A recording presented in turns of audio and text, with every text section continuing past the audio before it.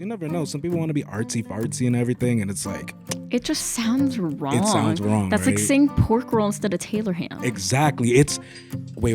Okay. I just want to make sure we're on the same side because it's Taylor ham. It's Taylor ham. It is Taylor ham. If you say pork roll, like, yeah, just move out of Jersey. You just gotta move out. It's Taylor ham.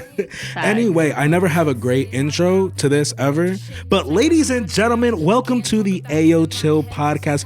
Today I have artist, singer, musician, guitar killer, destroyer, Lupe Dragon. Welcome to the podcast, yo. Please introduce yourself a little bit. I know I just did, but I'll take a few sentences. I'm Lupe Dragon. I'm a alt-pop singer-songwriter from Jersey, and I kind of sing, kind of rap, I kind of do a whole lot of bunch of crap, and I love what I do, so... Love it. Beautiful. By the way, there's some water if you want to get comfortable. I know you brought your my own own. water, but listen, I always got your back. So, thank you. I don't even know how to start or get into what we want to get into, but why don't we start off with, all right, so you're an artist. I've had many artists on here before. So why don't you talk about what started you off actually getting into music? Like what was your first upbringings, your first relationships? I was like...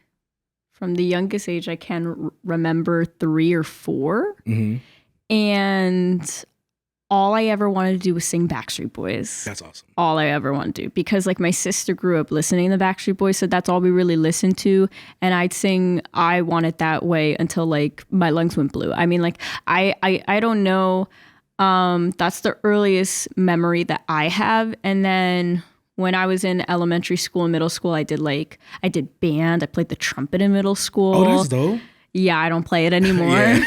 I was also pretty bad at it. Mm-hmm. My dad would tell me to play my trumpet to scare away the deer in our yard. We would have like 5 deers and they would just like, smash into each other. Mm-hmm. So that's all that was good for. And then, I did a lot of choir. Also, in high school, I was in 3 different choirs. By my senior year, I did an all-girls chamber choir. I was in the regular concert choir, and then I was in an advanced choir that also gave me extra credits, which was like a kind of cool thing that I did. We sang like traditional choir music and all different stuff. I took a music theory class too in high school. I don't remember anything from it. Mm-hmm. But and then when I got into guitar, I actually taught myself. So I went to lessons for a little bit, but lessons. So what age were you like when you started off like learning guitar? Learning guitar, I want to say maybe 14. I was like kind of like a little older by the time I kind of learned. So I was maybe 14, 15, 16. I was teaching myself online because lessons, like I went to lessons at one point and they were expensive. So then I stopped going to lessons. So then I just did lessons on my own. Yeah, lessons are freaking expensive, dude. They are. I remember when I started first playing, I started playing trumpet too, actually, funny enough. Oh my God. I thought my lips were too big. So I told my band director at the time, I was like, hey, I think my lips are too big. Can I play something else? And he was like, oh, you could play the tuba if you want. And I literally looked at him and I was like, yo, tubas are just for fucking nerds, dude. Like, I don't play that shit. And then he was just like, oh, like, and I remember telling him, and then he was like, well, you could play like the baritone horn or the euphonium. And I was like, what the hell? And whenever I tell people I play the euphonium, like they're just like, what is that? And it's basically like a tuba, but it's just smaller. But I remember him opening up the case and my eyes just lighting up and be like, wow, this is great. But moral of this story, the lessons for playing euphonium are freaking expensive too. Like just yeah, it sucks. So you said you're more like self-taught rather than taking lessons? Yeah, so I started with this website called guitarjams.com. I found them on YouTube. It was started by this guy named Marty Schwartz, which shout out to him. That's how I learned all my chord progressions was from him. And then from there, I just would find tablature or chords online to learn like cover songs and whatnot. The first song I learned was Ho Hey by the Lumineers. I had to remember that one. Yeah. That's a popular one too. That was the first one because it was easy. It was like 3 or 4 chords, super, super easy, especially when like you're starting to press down like your fingers on the fret and it hurts when you're first learning to build like the calluses. Mm-hmm. I also haven't played like regularly in a while, so it hurts when like you don't do it every single day. I'm so sorry about that. It's all good. It hurts when you don't do it like every single day. That's why you really need to like practice if you're gonna like play the guitar, bass, like string instruments in general. You know, just to make sure that you're getting like your form down right and all that stuff. But that's how I really started. Bro, let me tell you, I've been so stressed getting this podcast like up like just today because it's so weird. I actually started like really early in the morning, and it seems like I'm exposing myself. Although we have funny enough, we actually talked about this before, and I said I didn't want to talk about it, but I'm gonna talk about it now because why not? Sure. So we're at Willie P right now, right? And we're filming. And you had asked me before, you were like, oh, like, is it okay if you come here? I'm an alumni, right? And you actually still go here, right? So I technically, do. we got the out with you right now, technically, right? Maybe. Mhm. I mean, I'm not taking a winter class right now. Tell me about what you're studying here at Willie P since you go here. Public relations. And what are you planning to do with that? Do you know yet? Or is it kind of just like Well, I kind of am just all over the place, but one of my ideas is to either work for like an indie record label or maybe something else in the entertainment industry, PR wise, like maybe with press releases or a campaign for someone that's trying to promote their music or something along the lines of that. The other idea that I have is I just started as a on-air personality at the radio station here. And I actually talked to, we had like this dinner for, cause we won the Marconi Award. And I didn't really have time to really like do clubs here the last 2 years because like a family member of mine, you know, wasn't doing too well. And so like I put all my love and focus on that. But now that I'm doing clubs now, who was at it was DJ Mike Medium, and we were able to talk with him. He did like a little panel, and I was kind of inspired thinking maybe there is a possibility if I did something in radio. So I am thinking about that too, like something maybe like this or, you know. Yeah, I actually thought it was really sick. So the radio, like I know everything like with the radio station over here at Willie P, it's like really popular. I know they've won a lot of awards before. So what's Yes. the Marconi Award for? Well, we won it for the best college station of the year, which That's is sick. really cool. I think that they won it a couple of years ago for best non-commercial station. Basically, they have categories for everything for genre, and it's not just for college, it's for, you know, big time radio. It's basically the Oscars of radio, so it's like a big deal if you win one, you know. It's a lot of recognition, and it shows like all the hard work that you put in towards it, and we definitely deserve that. Like they also just did like the rebrand in the summer for to alt hip hop. Before we were like an indie rock station, and I'm sure before that we were other things. But I think it's cool because the culture here now in Jersey is really big on hip hop.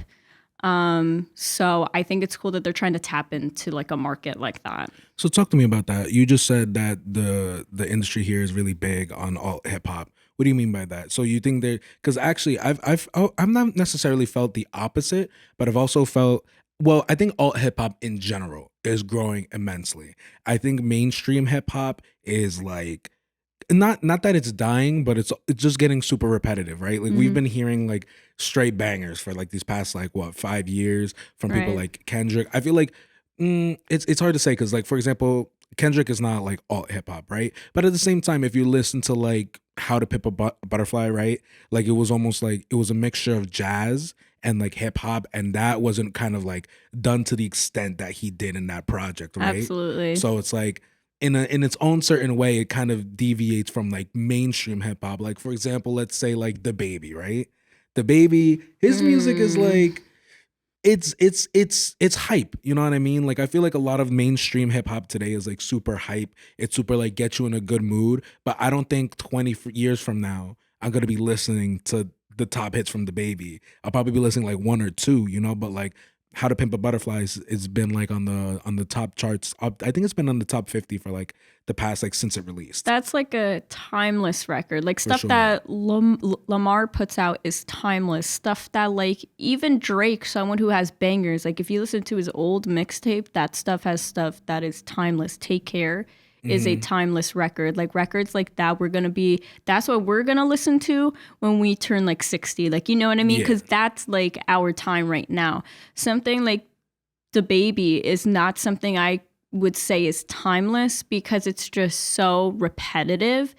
And I'm not knocking anything about what he does. Obviously, he's out there doing stuff. I mean, regardless of, I wouldn't say I'm a huge fan of him because of some of the things that he said, but when it comes down to the music, I just don't think it's something that is worth remembering like 20 years down the line. Mm-hmm. It's worth remembering maybe 5 years down the line when you remember like a TikTok meme. Like, you know what I mean? Mm-hmm. It's not like a timeless record. No, yeah, I definitely get that. So let's stick around like this alt hip hop scene, right? Okay. So what are you seeing right now in Jersey? That's like kind of like, do you say it more as a sense like you see a lot of alt hip hop rappers like out there like trying to do their thing in Jersey? Oh yeah. So like, let's talk about it because before the pandemic and everything, you were performing a lot, like a lot, and you've been to way more venues than me. You performed way more than me. So what are some places that you see that are like kind of popular in Jersey to perform at? At first, it was Boon Tunes in Booton. Turkish Royale is a local artist, and he hosts this showcase called Mad Minds. And basically what Mad Minds is for mostly hip-hop artists, but any artist can perform in their open mic. And then after the open mic, he has 3 to maybe 5 featured artists that get like a whole set. And from there, I met so many different artists, dude. Like, I can't even count them on my fingers because there's so many people that I've met within the last couple of years just through Turk. And like my friends like Ray Bentley, who now does more of like a Linkin Park and Rage Against the Machine type vibe with his band Toy Machine. I've met people through like everyone that I've met someone new, and I just met so many different people that all have this talent. So there are so many alt hip hop artists that, deserve to have a platform and deserve to be way bigger than what they are right now. I wouldn't even know where to start the conversation for that because there's like too many people to talk about. Yeah, no, I actually think it's really dope because you're actually surprisingly like, I mean, like, you know me, I'm a sound engineer. I love talking to people. I'm running this podcast. I'm trying to like network as big as I can. Funny enough, the only person on my Instagram who I see like put up like some dope shit is you when you're doing on your stories. Like when I see like, I saw you at that showcase and I think Ray Bentley performed at that showcase. I mean, you've posted a lot. I could be like shooting in the dark here. He was performing at the showcase when he was a solo artist. Now that he's in a band, he just goes everywhere, man. Yeah, like he's at Dingbats. He's got a show coming up. I forget, in Debonair, and like he's played there. He's played he's played a lot of places, and now he goes down to Texas to record and everything. He's done 2 videos for me. He's kind of like crazy. He's like one of like probably my biggest friends in the music scene. Like I've also feel like he inspired me a lot too. And from the jump when he was doing like the rap stuff, he always said that he wanted to be in a band. And now he's in a band and he's doing so successfully, like, what I mean? It's crazy. Like I've seen so many people like grow within the past couple of years besides myself, which is awesome. I definitely peeped he released like some music video recently too. I'm always like passing by because like, to be honest too, like social media is like rough. Girls will be boys. Yeah. That's what it looks sick. Yeah, it looks sick, yo. But talking about music, you said he was one of the people who like helped inspire you. Yeah. I mean, you yourself, yo, don't take no credit from yourself because listen, how many like you've put out your because I remember around this time because I'm trying to look at your Spotify right now. You put out your EP, right? Can't Stand It, and like you have the fact that you even could put out singles as well. And I always try to make this a big deal for artists. It's so hard to put out music. It is so hard to put it out comfortably, and it's so hard to just put yourself out there. But you've been doing it for a while now, since like 2019, right? I mean, before that, when I was in high school, I had a bunch of demo records on a SoundCloud account. And then my social media got hacked, including that SoundCloud. So I don't have any. I might have some of them back on like my laptops somewhere.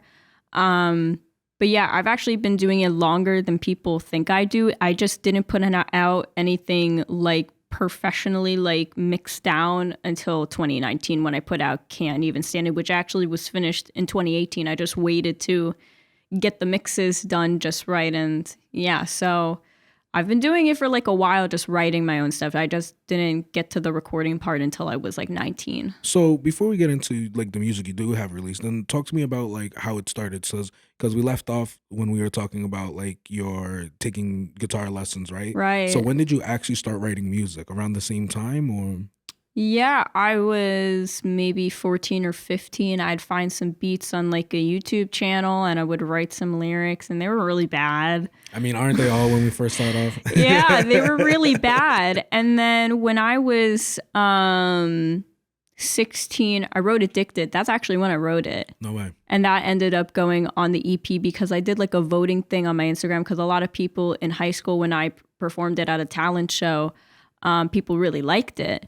And a lot of my friends' parents liked that song too. And I was like, wow, y'all want a professional, like recorded one of it? And because I re-recorded that like so many different times. And then I finally did it with Matt Philippek. And I don't know, it sounds great. And Kurt did the guitar on it too. And he got like the lead licks down and like all that stuff.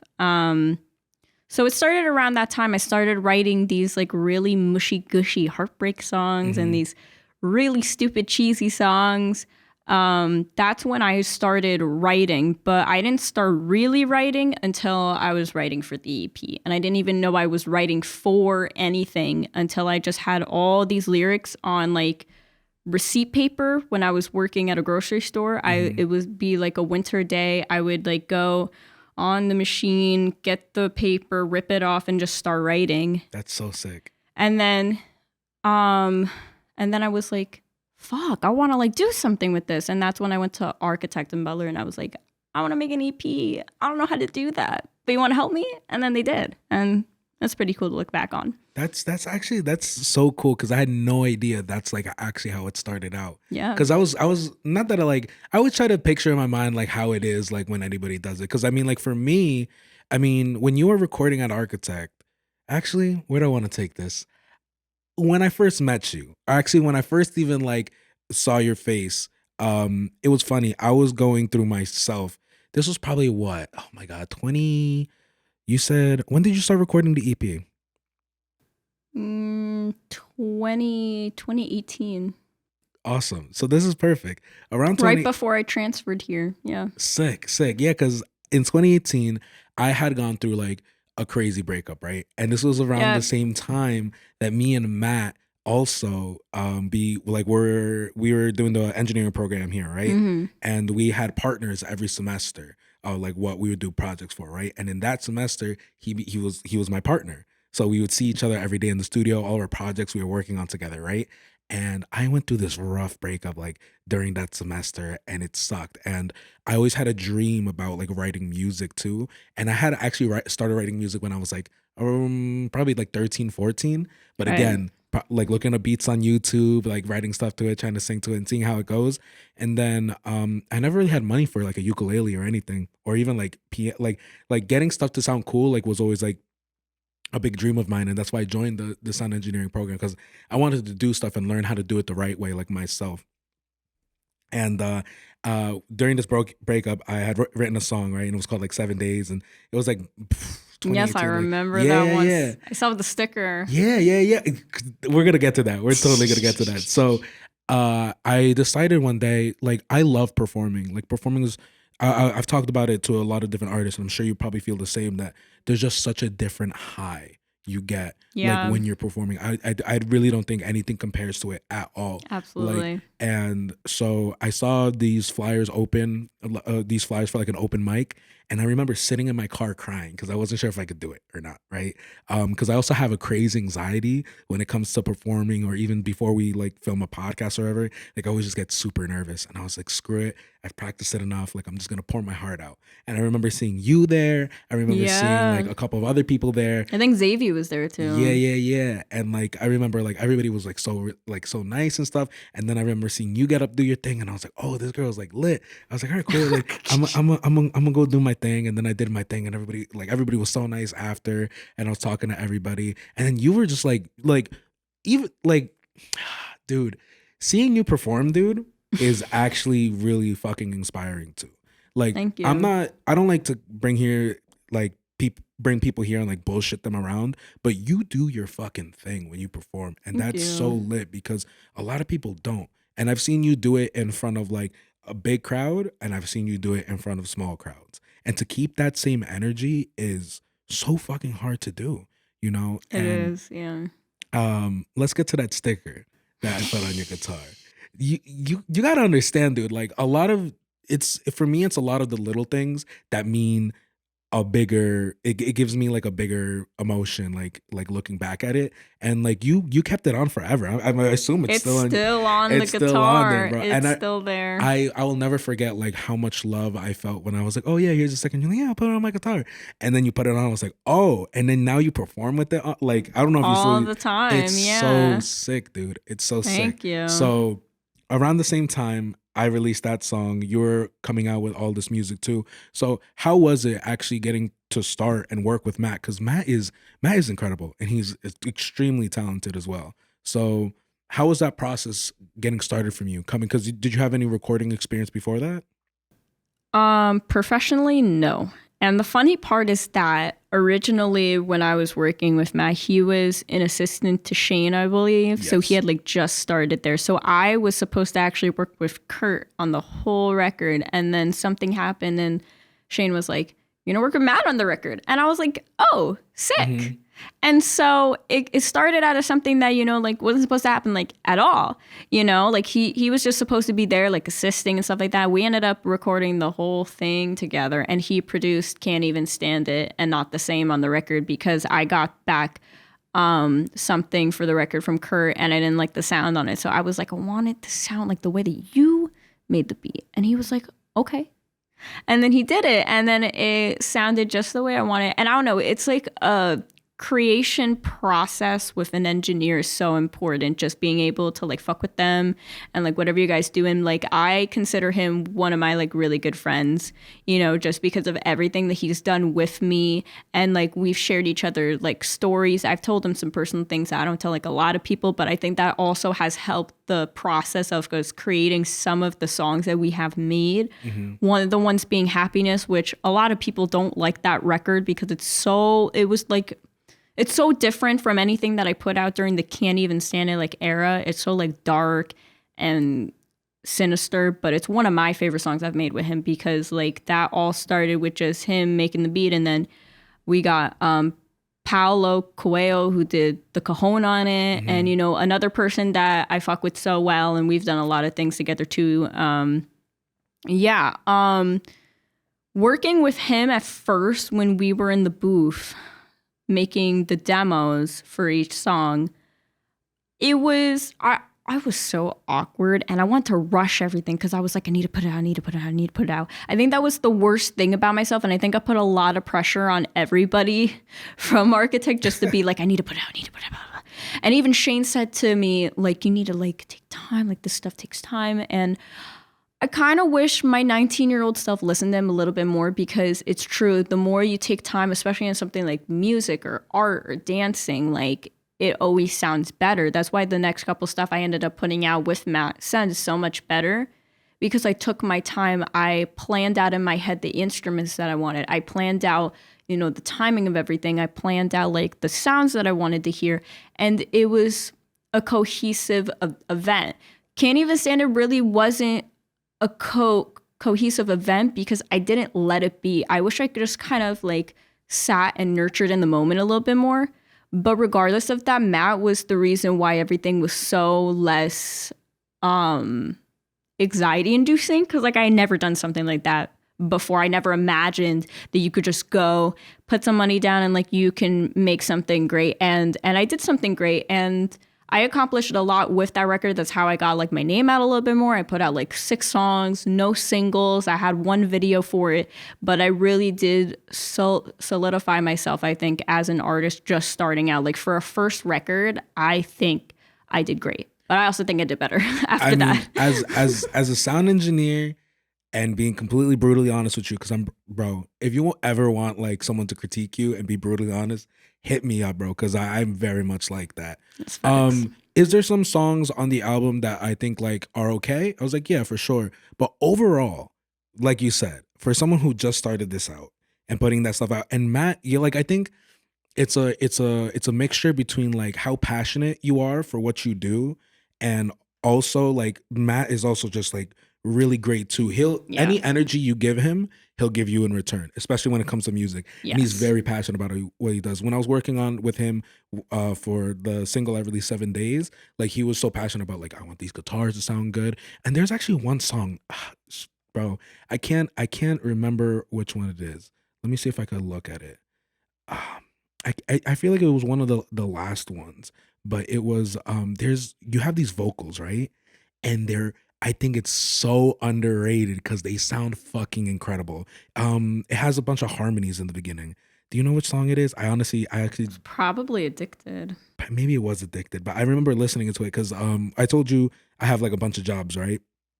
When I'm preparing for these podcasts, especially when it comes to artists, I like to listen to everything they have on repeat and just like keep going and listening and trying to figure out what's going through their mind, like what was their process when they were doing this. And it's really cool since I know your engineer personally, like hearing your vocals on that one song, it was just like, shit, yo, like this is some serious stuff. And I think your whole style, I think most of your music is very, very underrated because you definitely have this style too. I'd say like, I wouldn't say it's like, I'd say it's almost like a 2000s. I don't know if it's 2000s is the right one, but there was like this vibe I get from your music when I was a kid and I was listening to like popular like artists at the time when I was like younger. And like I listened to your music, I'm like, fuck. Like I was like, if this girl, I feel like your music is probably would have been way more popular back then, right? Because like people were fucking with that vibe. I feel like the vibe you have right now is not necessarily popular, but it doesn't mean it's not fucking good. I actually enjoy a lot of your music. Thank you. And like I said, it gives off a certain vibe. A lot of people, I've gotten like comparisons to Lynn Gunn from Paris. I've gotten Avril Lavigne. I've gotten Haley That's Williams. What I was gonna say, Avril Lavigne. I love Avril Lavigne. I was listening to her when I was taking a shower this morning. I was listening to "Bite Me." That song that she just put out, so good. Bro, I literally think like your music and I like they're pretty freaking similar, and I think it would be popping. Bro. It's Avril so Lavigne, please make a song with me. Yo, please and Travis Barker, and Travis Barker on the drums. So how long did it take the whole process? Because I know you're saying you were trying to rush it, but how long did it actually take? How long did it take? It took a couple months. Couple months, like what? Like just 2 months, 3 months? No, I think pre-production, production, post-production was about like 6 months. Wow, that's a while. That's a freaking while. And I could imagine just. Well, it was 6 songs, and I was waiting back for the mixes of each one. And for most of the mixes, they had like maybe one mix pass, but then he would give it to Shane and then Shane would be like, well, you could do this and that, and then they tweak the mix and then be like, okay, that's good. Because at the time I wasn't using my ears like diligently to listen for certain things. Now it's totally different. I might have the last song that I put out, Distance, I think it might have had 2 or 3 different mixes, maybe 3 different masters. Mm-hmm. Wow. You know, which I think really shows how much different how much better my ear has gotten for listening for certain things, for like if I need the vocals up, if I want to hear more tambourine, like whatever I have in the song, you know, because I have certain things I envision, but Matt also helps me make that vision come to life. And so it's been very good. I've learned a lot from him about different things, going through that, and going through Can't Even Stand, I think was a good, I guess, initiation process for me learning how to get better, not just from the musician aspect, but from an engineering aspect. Because at one point I do want to engineer my own song like by myself and like do everything on my own just to see what it's going to be like. And I think learning from him has been one of the best experiences too. Talk to me a little about you. So you say that you're learning a bunch of like little things and listening for like, and besides knowing like how much like to give yourself more time to make these songs, what are things that you actually listen for? Listening that I don't have too much auto tune, you know, because okay, first of all, everybody talks crap about auto tune, but the thing is that I don't know anyone that doesn't use it at least a little bit. Everybody uses it because you want polished vocals to the max. I'm the type of person where I'm conservative with that because I could sing on pitch. It's not about that. It's about making it sound the best on a global scale, so it's comparable to everybody else. Like, you know what I mean? Like competition wise. So I make sure I'm conservative with that. If there's certain harmonies that I want to hear, you know, I want to make sure that the listener can hear what I want to hear. I want to be able to hear it well in cheap headphones, expensive headphones, good speakers, bad speakers, good car mom speakers, really good car speakers, you know, it's stuff like that I definitely listen to. So I'll listen to it again and again and again, try to point out, write down stuff that I need changed. I want to make sure certain instruments are heard. If I don't hear it enough, maybe we got to turn it up a little bit, maybe a little more bass or like, you know, those are usually the type of things that I look for. Every single song though is different. You know, it's a different thing that I'm looking for. So once I start the process of listening to like the first couple mixes, that's when I start to be like, oh, maybe I got to re-record this vocal, or maybe I got to re-record the guitar, or maybe I need a little more of this. And I start thinking of other things. Maybe I got to add this in here.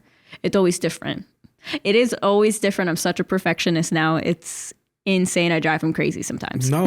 I mean, that's what you need when you're in the studio. Because like I said, for me, I feel like I could relate a lot during that time. Because when I was releasing that single during that time, like for me, it was, again, also a big rush too. Do I wish I gave it more time? I guess it's a little different on my end because I am a sound engineer. So I could kind of tell, like, I could rush things, but it doesn't necessarily mean it comes out better. It just means it's like decent enough. You know what I mean? Right. It took me, and even like that one song, I mean, like you said, 6 months for like the project, right? And Whole that's thing. And that's how many songs were on that? 6 6 songs, right? It took me like 3 months really to get that one song going, just because when I started it, like I thought I was just originally gonna play it on ukulele, and then this guy Nick Sagnella, who went to Willie P here, he was just like, hey, I think it's really cool, like I could play guitar on it, and he's like a crazy improv person. He's like, yeah, I could have a little solo there, it'd be cool. And then he did that, and then actually scheduling getting him in the studio, and then getting Matt in the studio as well, like that was difficult. And then sending it to a master too. Funny enough, I wish I went back and was like, I listened to the master. I actually liked how it ended up coming out, but when the master came to me, I was like, perfect, let's release it, because I was ready to go. Same thing. I wanted to rush it because I was like, this is cool. Like I want to release it. And then it's also hard when you're performing songs at shows, right? And they're like, oh my God, where's your album? Like, where's your music? Where can I go? And I'm like, oh, it's gonna be out. You just gotta give me time, you know, because it's not out yet. And then like you want to get as much traction going until like you release something, right? So after I Can't Stand It, right? You released I don't know if it was right after that. Did you release anything in between? Because you did release Bedroom Files, right? I think it was about... So Can't Even Stand It was the first thing I put out. Then I put out a remix for Not the Same with RV. And that was like the first thing I put out after that. Then I put out Happiness, I think, was right after that. Yeah. Not like right after that, but at the beginning of the pandemic, which was the worst time to put out a super depressing song when everybody else was also depressed. So was I. My mental health went through the gutter during the whole beginning of that. Then I put out Butterflies, which I recorded the vocals by myself. And then I had it mixed and mastered by Caleb Isaac, who also goes here in the sound engineering program here. And he was in my recording class that I took in Shay, which was pretty cool. I was like, hey, you want to just edit, mix, master, do whatever you want with this song? He's like, cool. And then I worked with him on it, and I actually got the beat from someone in South Africa. Oh, that's sweet. You know what's funny? Yeah. How did that end up happening? So I went on YouTube and I was looking for Oliver Tree beats. And if you don't know who Oliver Tree is, he is a really weird artist. He's someone I one day want to like emulate, or like, I don't know. He's just really weird.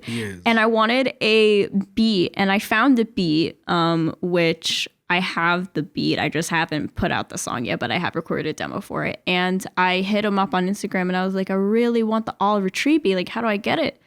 You know, like, how do I pay you? Like, how am I going to do this? And he's like, here's all these beats for you. And I was like, you're dope, but you're crazy. How are you just going to give me all these beats? He's like, get the beat pack, you know, credit me, whatever.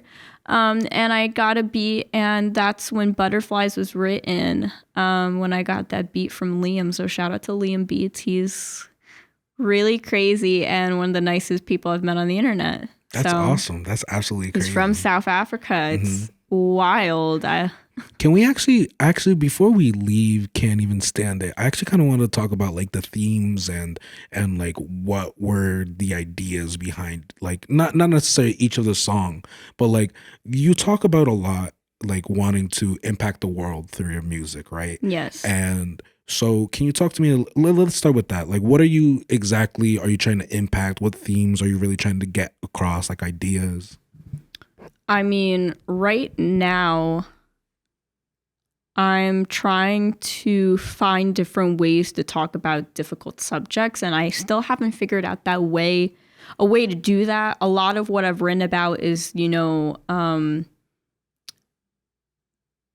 heartbreak and relationships, different people that you meet in different patterns of life, different paths of life. I don't know why it always seems to be a heartbreak that happens to make a really great song for me. Girl, I know. But I want to really but seriously, like I want to move out of that and be able to talk about different things. And I have, like, when I wrote Bend for Bedroom Files, that's the first time I really talked about, you know, the thoughts that I have in my head, the way that I feel, or the way that I think other people feel towards me.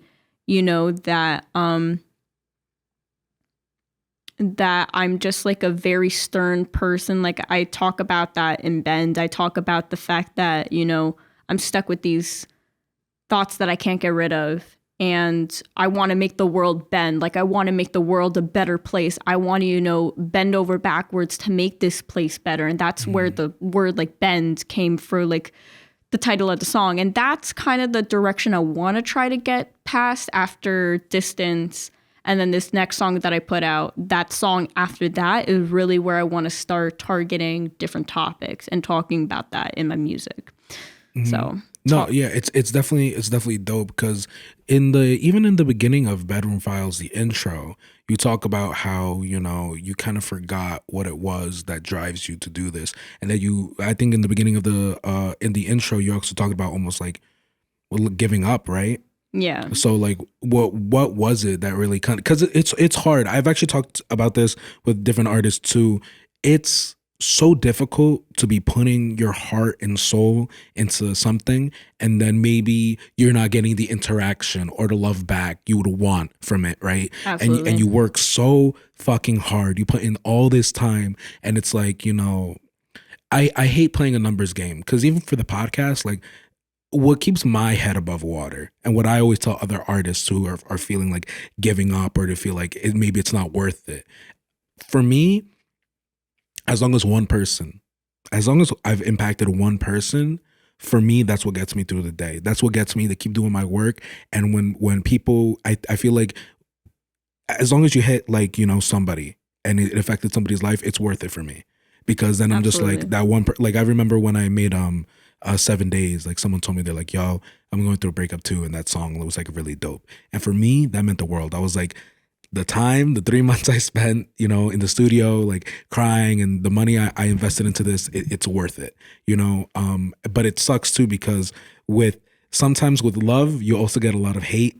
Yeah. And it's dealing with that on social media. Sometimes you post something and it's like, oh, cool. Like, you post up a meme and then like 10 people DM you and they're like, haha, this is great. And you're like, hey, I just released a single. Crickets. And it's like, crickets. Fuck. Yeah, I've been through that before. I think the biggest thing for me is like, I think there's a lot of things. I think number one, I'm not a girly girl. I'm not the eye candy that most people look for as a female artist, which I really hate that about the generation that we're in. It's like, if you don't look like an Instagram model, like no one's going to look at you. And that's no shame to people who, have that, I guess, status as an influencer. But I feel like that takes away from the point of music, which is to touch other people's hearts. You have to like look a certain way, brand yourself a certain way.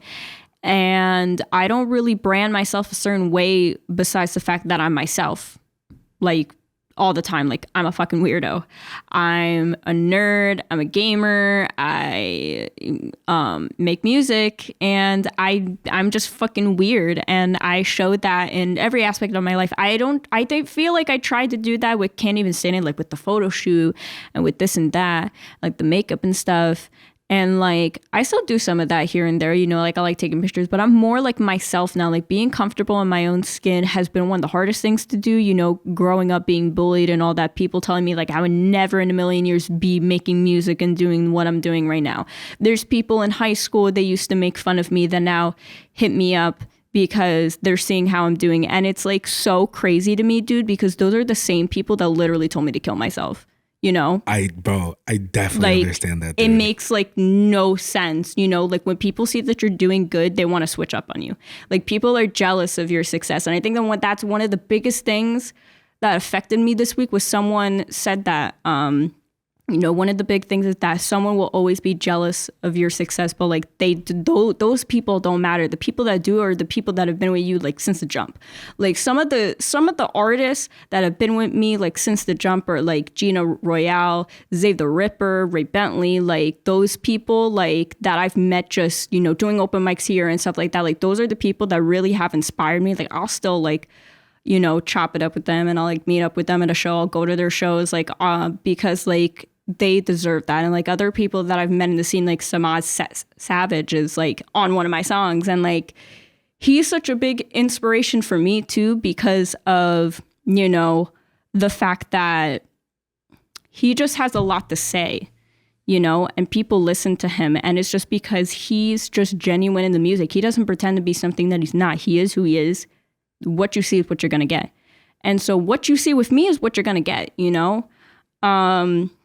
yeah, like I've dealt with people telling me that my music sucks. I've sent it to blogs and they say that they're not hearing certain things and like this and that, but I don't let that stop me. I also try not to let other people, not giving me the support that I need stop me either. Like I've been in relationships with people that, half-ass support me. And I've, had friends that also do, like they'll support one person, but they won't support like me. And I always take that as like a slap in the face. Sometimes right now, I've just been focusing solely on making myself happy. And I've been a happier person because of it. Just making myself happy, making sure that if nobody else likes it, I know that I like it. Like I love my new song. I really do. Mm-hmm. No one can tell me shit because that song is one of my favorite things I've ever put out. I think it definitely shows. I think it definitely fucking shows. Because, I mean, like, if anything, this is probably going to be, I think this is your most popular release as far as streams goes. It's the fastest streaming one on Spotify. Like, it's the fastest one to grow in a month. It's at like 900 plus listens within the first month it's dropped. And that's a first for me. Because it usually takes like a while till it gets, it took about like 2 or 3 years for Can't Even Stand It, the song, to get 1,000 listens on Apple Music. So when I say this is fast, this is fast. It's like lightning speed. And congratulations to you, because I think it definitely shows like the growth, of where you've come from, and especially where you are now. And then like even you got this like cartoon vibe going on too, like I think it's definitely sick. Yeah. And when you become a happier person, when you become more comfortable in your skin, like I think a whole bunch of beautiful things happen. It does. You know, this podcast actually happened because of all the things that happened to me terrible in the past, and me learning how to love myself, me learning how to, like, you know, just be comfortable with what I put out as well. You know, it's funny. I know it's weird because, like I said, your realness in your music as well. I think even though some people might see it as corny, the fact that you put it out so confidently is actually really sick. The last song on Can't Even Stand It, right? It's almost like a collage too of like your past songs. It's like a mashup of everything, and I think that's super sick. And then your like little outro where you're thinking Architect, you're thinking Shane, Matt Philippak, and you're kind of just like, yeah, this is the end of it. Like, this was my project. Thank you so much. Like, I think that's so fucking real. Thank you. You know, and I really respect the shit out of that. And even the beginning of, you know, Bedroom Files and stuff, right? Like, you just talking about, I didn't know if I wanted to keep doing this. You know, it's rough. And you were talking about, like, everybody's going through a rough time in the pandemic right now. Like, I'm going through a rough time, but, you know, I'm still gonna do this. And hearing that, like, you know, almost giving up on music too, like me, if you look at my my repertoire of songs, it looks like I gave up. Not necessarily, because I've been, like, again, life-changing things happen in life, and you just you switch up, right? And this podcast has been one of my favorite things to do so far. Sorry, I just went off on a huge tangent there. That's good. Point being is that when you become more comfortable in your skin, and especially with the stuff you put out, I think that success is literally on the horizon. And that's kind of how I felt about this podcast so far. It's just like, you know, I've been releasing episodes, doing my thing consistently. And then, like, even for example, this past month and a half, the same way you feel about your song that just released and it's got like 900 plus, and it's easily gonna get hit like 1,000 plus, like, soon. Trust me. No, that's what I'm hoping for. Girl, I will have that on repeat, like, until I die for the next at least Apple week. Music people, where are you? I'm only at 100 listens on Apple Music. Y'all gotta step up your game, because Spotify is hitting you, bro, in the head. Nothing against Apple or anything, but I think Spotify is the wave. I'm an Apple Music person, so it's really. I'm so sorry. No, it's good. No, it's fine, because, like, I agree with you on certain things. Like, Spotify's got better playlists, but Apple Music, I like their organization better. And I'm very up my ass about organization. Like, it has to be in a certain way, or I will get, like, frustrated with myself. I don't like the organization on Spotify. Like, I'll be looking for a playlist that I made like several years ago, and I gotta, like, scroll to the bottom to find the name of it. I don't remember the name of it. They don't do it by, like, order. Maybe there's a way to do it that I just don't know about, but I use definitely Apple feel Music. you. I definitely feel you for that, because I think I have over like 100 different playlists that I've made since like 2016 when I started using Spotify. Yeah. And like, there's some playlists that I want to listen to. There's actually like a search bar, but it's impractical, because then you have to remember the name. Remember the name of it? Yeah, exactly. There's some playlists that I don't remember the name for. Yeah. So I just have to look. And then when I wrote some of these playlists, you know, like way back when, I just put like happy playlists, and all of a sudden, like, I have like 50 happy playlists. So I'm just like, I'm like, damn, how the hell they did that? That's interesting, because I'm not actually an active Apple Music user. Although I do have Apple Music free with like my Verizon phone plan, like, you know, thing. Yeah. I don't take advantage of it at all. And podcast wise, Apple definitely needs to step up their game, because for example, we know all about aggregators, right? For example, like, I used DistroKid to release my music. I used DistroKid. I was using CD Baby, however, CD Baby got hacked because they don't have the 2-factor thing, and that's what made me switch to DistroKid. So sorry, but DistroKid is my love, my life. Yeah, and for everything. And DistroKid is cool too, because they have like tools, and like, you know, they have like a support system if you wanted to reach out and be like, hey, my music is this. And I'm pretty sure they do also have like some tutorials.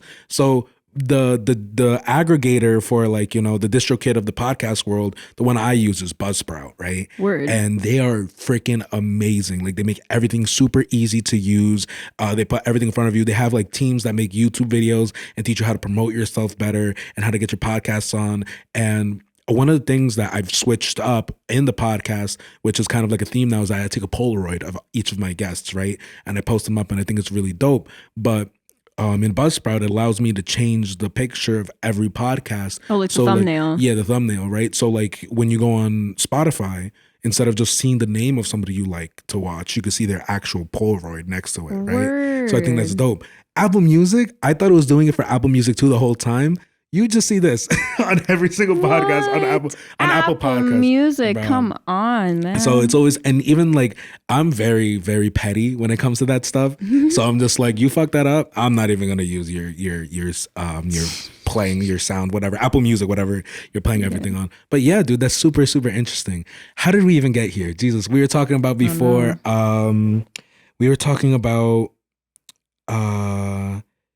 We're talking. Let's move into social media a little bit. Okay, let's move into social media a little bit. Social media. All right.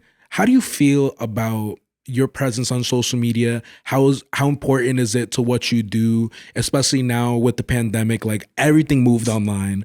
I don't know if you performed recently at all, but I did an open mic for Gina Royale. She had a holiday fiesta type show thing. I did see that. And she hit me up and said, perform my open mic. And I was like, okay, because I always do anything she throws to me, you know. She's been a support, definitely. And also her set's always freaking awesome. Like, so yeah, I did perform there. Social media wise, promoting performances. If it's a performance that's like solely like me and a couple people, I'll promote it like a lot. Whether people come or not is a different thing. For some reason, people really love listening to my shit, but they do not want to show up to actually watch a performance. Isn't that hard? It's hard how that works, right? I'll just put that right out there. I know like that part definitely sucks. So that's why I do like to do the open mics more, just because I know there's already going to be people to watch someone else. So if they sit back and watch me for a little bit, I feel a little bit better about myself because I'm not just performing to crickets. You know, and you perform a lot. I mean, I imagine. Yeah. What's like the most?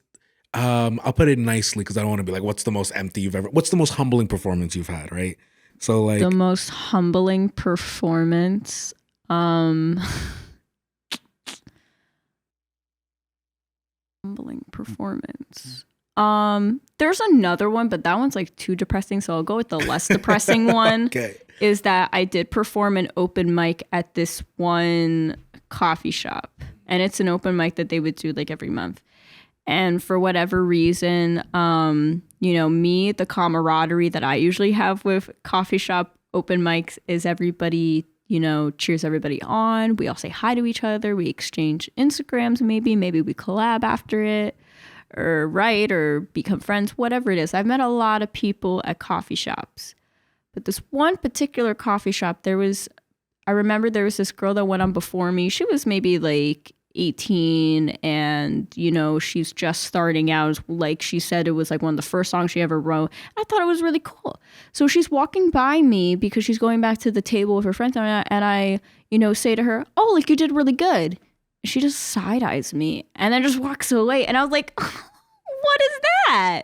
What was that for? I was like trying to be nice. Yeah, I know you're trying to be nice, but that girl's a bitch. I'll say. I was like, dude, like, come on. So then I go up to perform. The host is super sweet. I perform a couple songs. No one claps, first of all. Then this room, I'm telling you, is like full. They like clapped for like that girl before me that side-eyed me. But like no one clapped. And I performed, I think, Not the Same, Summertime, and then it might have been Distance, but it might have been Distance like way before I like rewrote some of it. And so like I performed about two or three songs. Again, no one clapped. So I was like, okay. And that's insane because Not the Same is like an energetic ass song too. Like I've seen you perform Not the Same. No one clapped. No one clapped. Fuck me. It was really a weird energy that I did not appreciate. Mm-hmm. And like that's gonna happen. Like you cannot be a musician without being able to have like a hard shell on your back, honestly. Mm-hmm. And that's hard for people to hear, but it's like you gotta go into it knowing people are either gonna fuck with you or they won't, or they're gonna be somewhere in the middle. And you never know what it's gonna be like when it's someone new. So, you got to treat every performance differently. You can't go in being all cocky and shit because, that's going to hit you in the face when it doesn't go good. And I really had to learn that real quick because in the beginning, I'd be like, everybody likes my performances. Like, it's going to be fine. And then I had a couple bad ones and I was like, this is very humbling. Oof. Very, very humbling. Because like, I think everybody gets that though. Like you have a couple good performances, the energy's good. And then you have a couple bad ones. And then you just question yourself a lot. But I think it did make me not only a better musician but a better person because I'm able to kind of see what it's like both sides, coming from someone that performed all the time in high school to then trying to make this like a full-time deal when you're an adult. It's not rainbows and kitties. It's not. It's really not. Bro, I definitely understand too, yo. I mean, sheesh, I don't think I've ever had anything like that severe. Fuck, like I don't even. I'm waiting to because I know at some point I'm gonna end up at an open mic or I'm gonna end up somewhere performing, and it's gonna be the same way. And it's crazy because you come with all this energy when you perform too, so it's not easy not to like just vibe with it as well. They just did not like that I wasn't covering Alanis Morissette for the 15th time. And I love Alanis Morissette, but I don't want to hear Alanis Morissette 15 times in a row. If I wanted to hear that, I go see Jagged Little Pill on Broadway, which by the way, I really want to see. But again, I can listen to Alanis Morissette in my car. I want to listen to the original shit. Like that's what I come to coffee houses for, to those open mics, because that's where like the new people, start out, stuff like the front bottoms, like that's the type of shit I really look for at coffee houses. I want to be inspired. And sometimes I get really frustrated because like you could hear a good cover, but then hearing something that someone like wrote, like from the jump, it's a different feeling, you know? Yeah, for sure.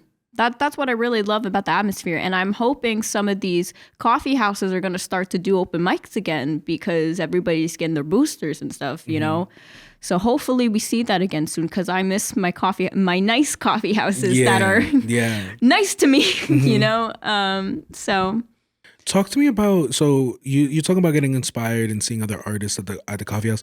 Actually, what's really interesting to me, what's your writing process like? Because not only do you actually sing, like you rap too, right? Or like at least like, I mean, yeah, it's rap, dude. Like you're out there like. It's funny because a lot of people don't consider rap. So I don't, the rap, okay, let's start the quote unquote rapping you're talking about really came out of nowhere. It literally like I wrote parts of Not the Same and Summertime, and in the studio I just decided to do it like that. I was like, yeah, I'm gonna like say it really fast and see how that sounds. Yeah.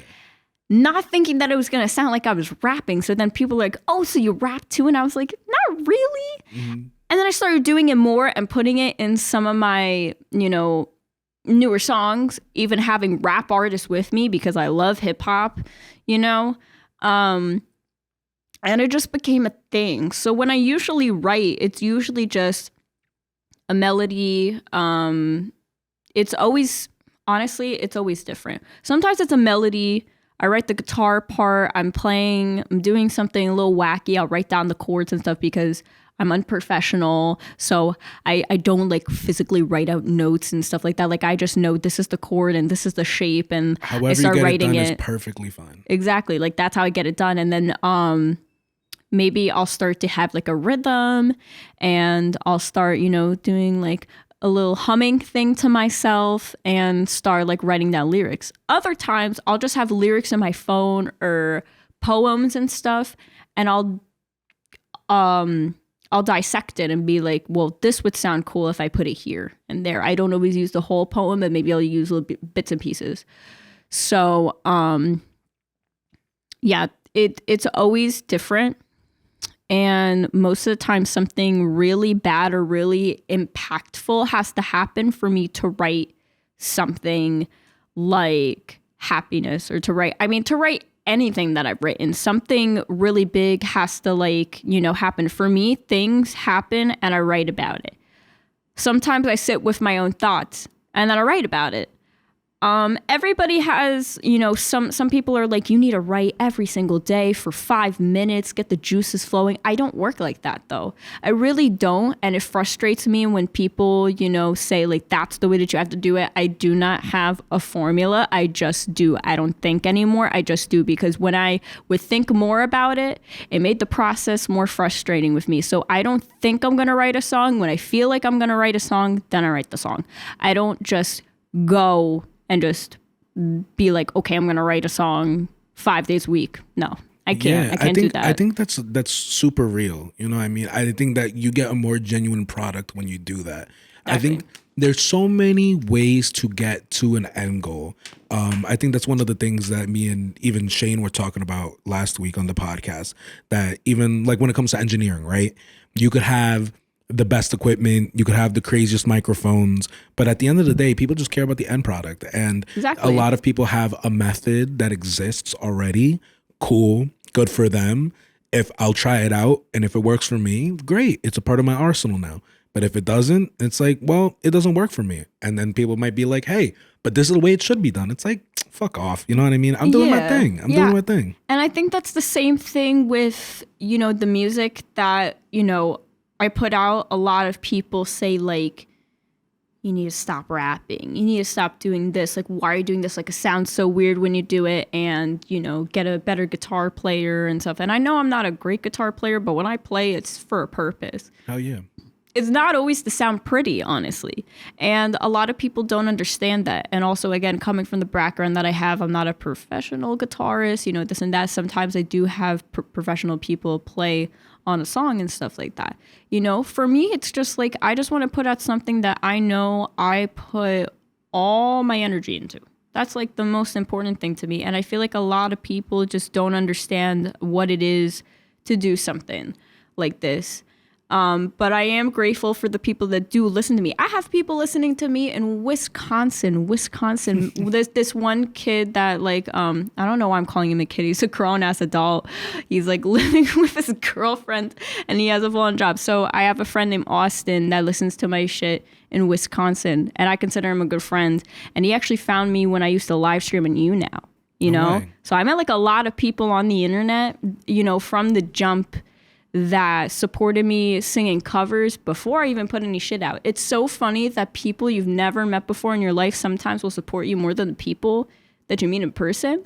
And so for me, like what you said about if you impact one person, you know, that's the most important thing, even if you don't reach like a millions, which one day you definitely will. 100%, this dude definitely will. But like, Thank you, appreciate it. But what I'm saying is like, for me, that's how I feel about the people that listen to me now, because I know they're part of the reason why, you know, I do this. Like Austin will send me Snapchats and be like, oh, like I got you on my work playlist. And I'm like, yo, that makes me so fucking happy. I've been in people's release radars on Spotify the last couple weeks after the song came out. And I'm like, yo, this is crazy. I would have never thought about this. Like 15-year-old me is looking up at 22-year-old me and being really proud of myself. And I'm okay with that. You know what I mean? Like, I'm content with where I am, and I'm going to get better, and I'll improve, and I'm going to keep on going with this. Oh, so, dude, I am so freaking happy for you. Like, and it's so dope to see, like, also, like, where you've grown from, like, when I first saw you to now.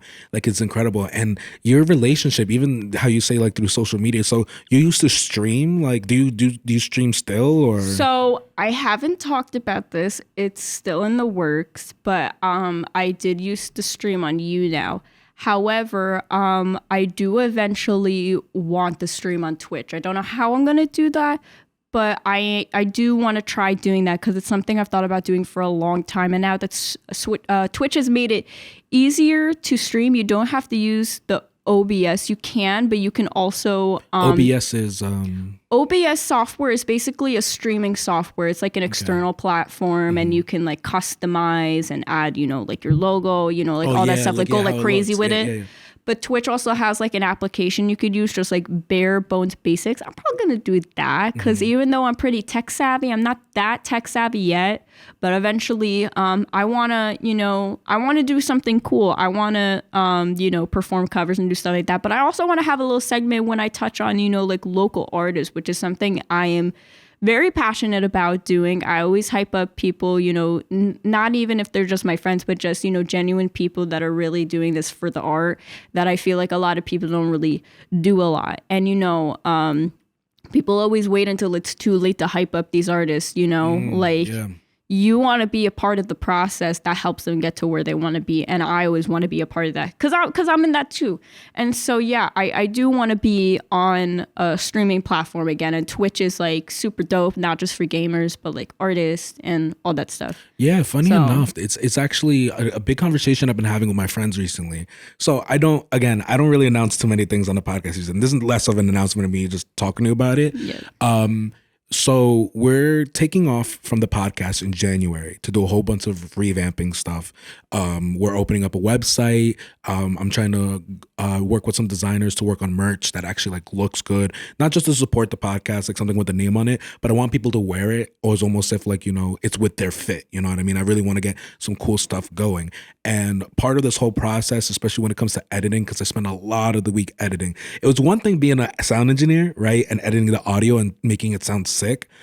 It's another thing getting into the video editing and being like, oh, snap. Now I need to make clips. Now I need to figure out how to promote those clips correctly. Getting on TikTok, you know, trying to figure out, do I want to go on Snapchat? Like, I think they have like their own like little like TikTok on Snapchat too. And it's like, do I really want to do that too? How much is it going to take? Everybody just wants to be the same thing on their apps. They're all competing against each other. It's wild. It's kind of funny. Yeah, it is funny. It's like, you think that you think that we can't do TikTok better? Mm-hmm.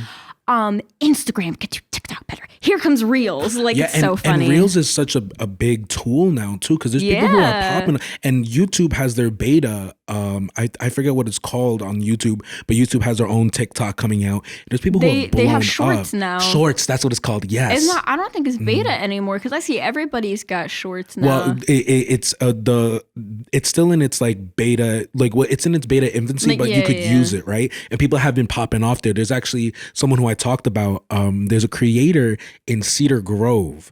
And he actually worked at his parents' Subway. Wow. And he started posting up TikToks and shorts about it, right?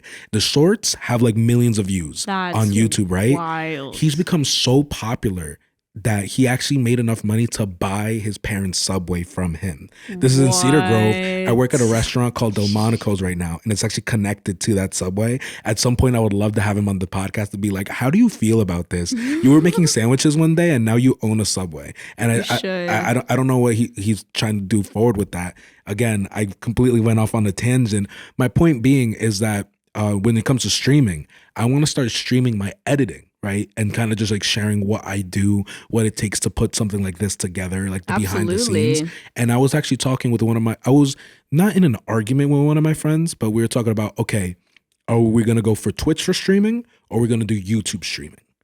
And I think you can share to YouTube through Twitch. So technically, can you? Do both. I think so. I know or YouTube. It's YouTube to Twitch. I don't remember, but I know that people do like the cross-platform thing all the time. Because I know YouTube is trying to start their own Twitch, right? And Twitch has been part of a couple of controversies recently.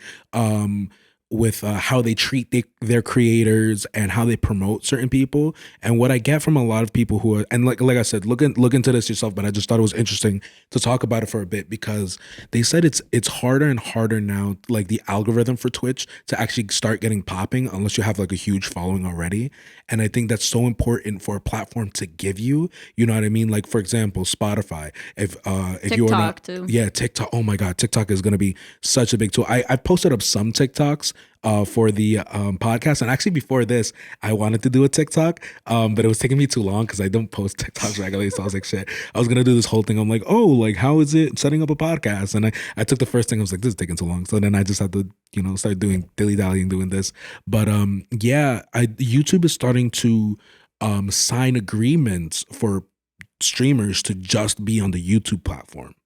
Just how like Twitch signs streamers to just be on theirs. Like I think it's like an exclusive agreement. Yes. And I think the YouTube space is going to be pretty big. And since I'm already on YouTube and I have a tiny following on YouTube, but That's gonna be hard. Yeah, I want to start branching out too, because now I'm kind of picking up on what other people do, and it's hard because it's just me right now, and I'm already like mixed in so many things. I just think it's gonna be hard for the YouTubers that are already on Twitch, like just solely streaming on Twitch. Like it's gonna be like a weird thing to think about, you know? Yeah, for sure. And there's people who are switching over. You know, Wow. there's people who have switched over permanently from Twitch. There's actually I like I said, I'm not great with names, but there was this Twitch streamer who got like fucked over by Twitch or something. And then so now he's permanently switched to the YouTube team. He's a permanent streamer only exclusively on YouTube.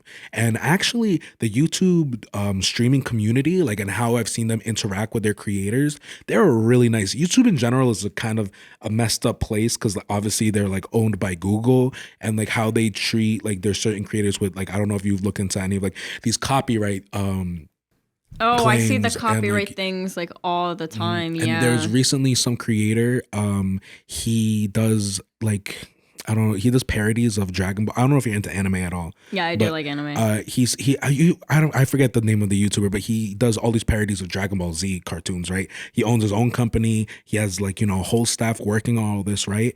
And he recently for the Japanese company that they came from, they put a copyright infringement claim on like all of his videos. What? And he lost all of them. That sucks. And the process of getting them back is like you have to go individually through each video. There's like 500 plus videos that he has. It would take him 6 to 10 years to get all of them back, right?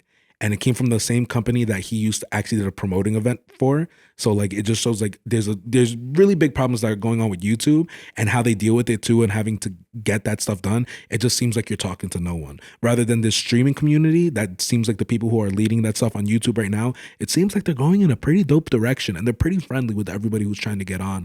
And like I said, Twitch is already very established. I think it'd be really cool to try to get onto YouTube and like get early on in these things, because like I said, early on with everything is really big for me too, because look at these TikTok creators and they have freaking houses in like, you know, California now, or like even when Vine came out, right? And those early creators started going too. Vine. Yeah, dude, it's insane. It's Isn't absolutely it crazy? Shawn Mendes started on Vine. Yeah. And I think about that every single day because he's one of like the biggest artists like we have out there. Yeah. Like it is true, starting out like early on these platforms, especially with the way that the world is now, that's how you make it. Honestly, that's where you're able to like grow and develop. So how do you find your social media engagement is from people like online and stuff? How important is it to you?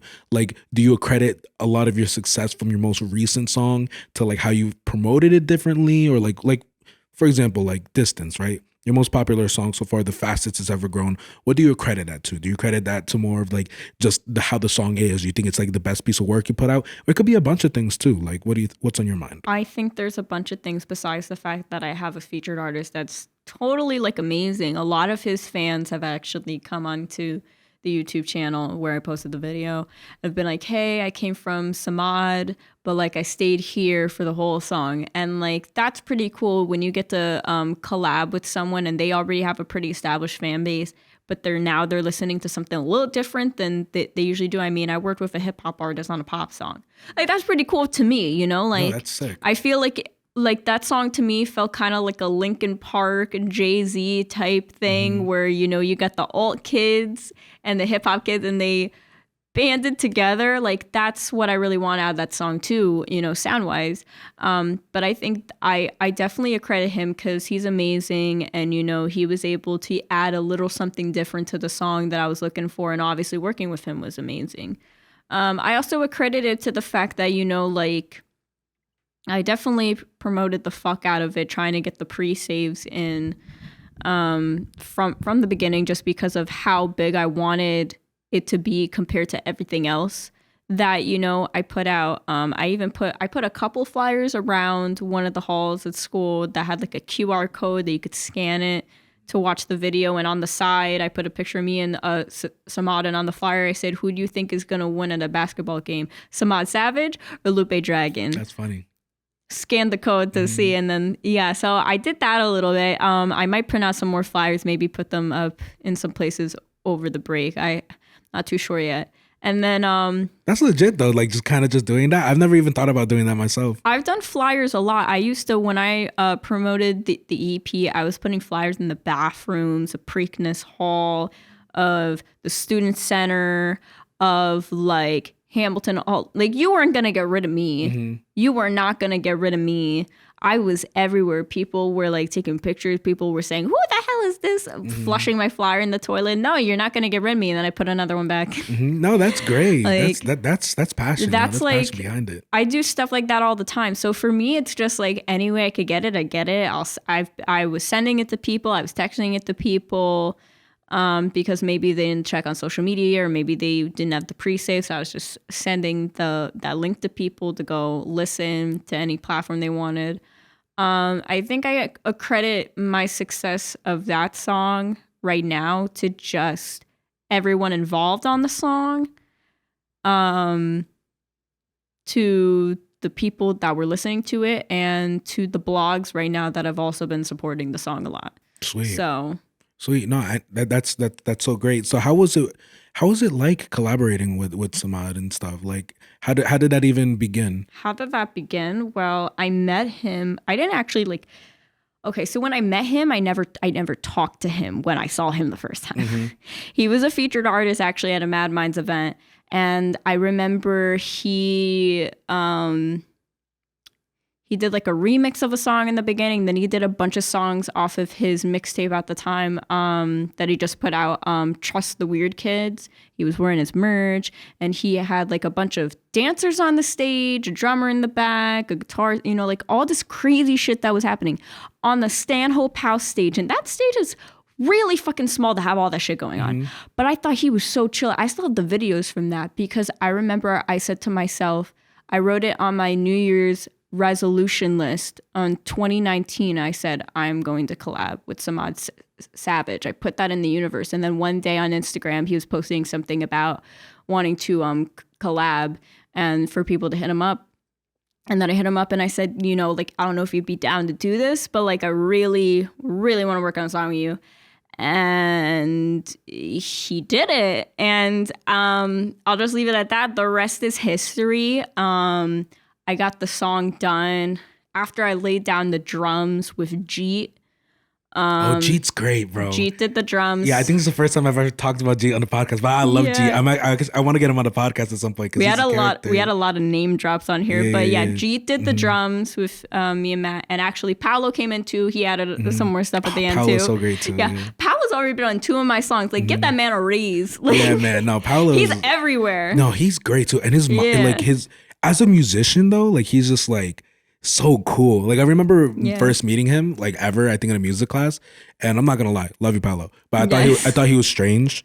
I thought he was very strange. I was like, he's so nice. Yeah, but he's the sweetest guy. When he posts up his stuff on Instagram, where it's just like breathe and just like I'd be doing it with him. I'd be like, yes. I was like, yo, I forgot that I need to relax today. Paolo's also called me out on a lot of shit. Oh yeah, he literally has like, I'll tell him stuff and he'll be like, sure you made a good decision. I'll be like, nope.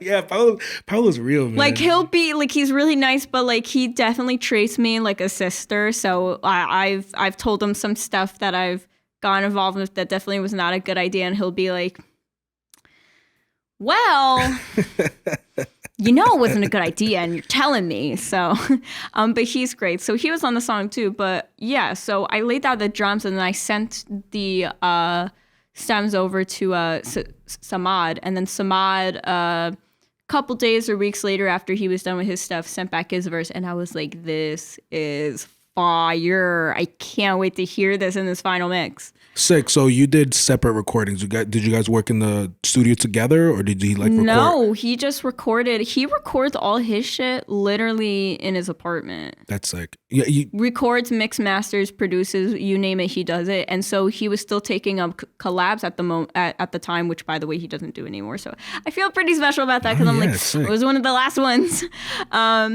And we got it together, and then I finally finished it, and I sent him the SoundCloud link to listen to it. He fucked with it. I got the lyrics. I could put it on DistroKid, and then I wanted to do the video, so I hit up Ray. Ray was in between going to Texas and being in Jersey, you know, doing stuff with the band, and he's still doing videos once in a while, you know. And I said, like, I really want you on this next video. Like, let's do this. And I saw Samad to do the video. He jumped on the top of a basketball hoop for the video, because what happened was my friend Chris was playing like the referee in the video, and he was like, you know what would be cool if Lupe got on the hoop? And I was like, I'm not doing that. I'm like deathly afraid I'm gonna like crack my cranium open. And someone's like, I've done it before. So then he goes, he's like a monkey or like a spider, Spider-Man type thing, like climbing on it. And then he just sits there. He's like, dope. I'm like, okay. No, that's sick. So I actually didn't get the chance to watch the video. I always, I definitely have to check that out. And bro, you definitely like, we'll set up all the links too, so everybody sees everything here. That's so sick. And you're a go-getter, bro. Fuck yeah. I'm so happy for you, dude. Because even with the podcast, like, you hit me up for it, right? And I was just like, yeah, because I always wanted to be here, because I was like, this is sick. Yeah, dude. Sick tricks. And it's so dope. You know, we're coming pretty close to the end of the podcast.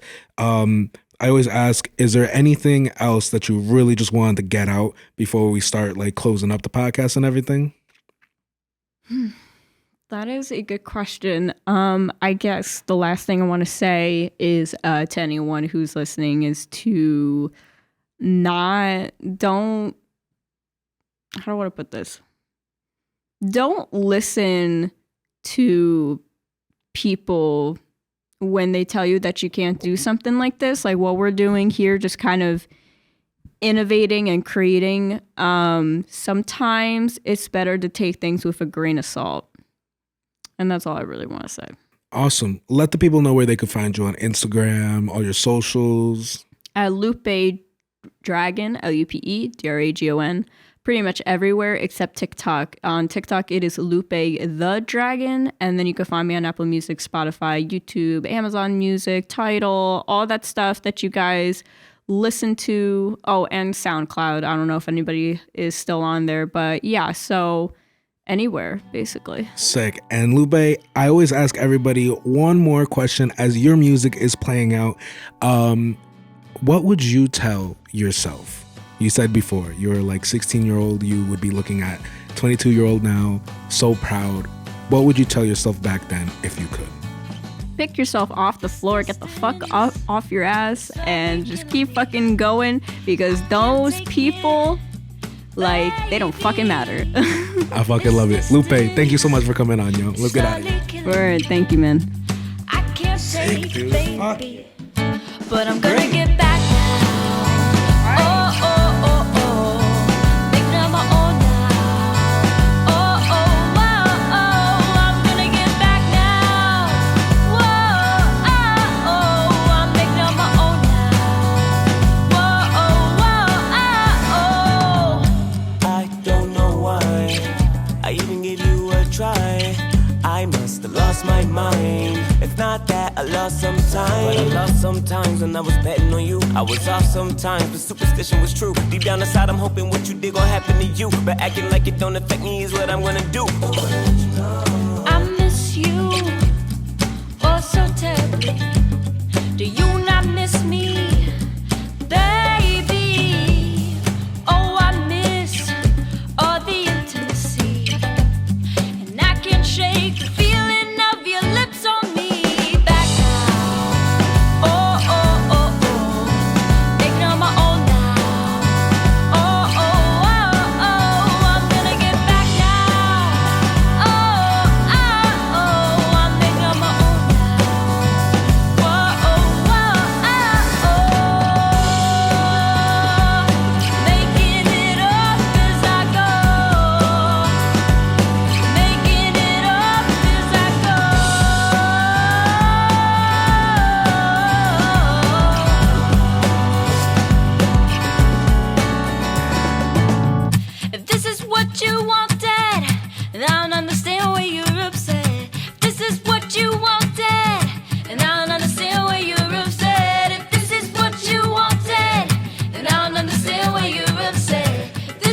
what you wanted, then I don't understand why you're upset. If this is what you wanted, then I don't understand why you're upset. If this is what you wanted, but I'm gonna get back now. Oh.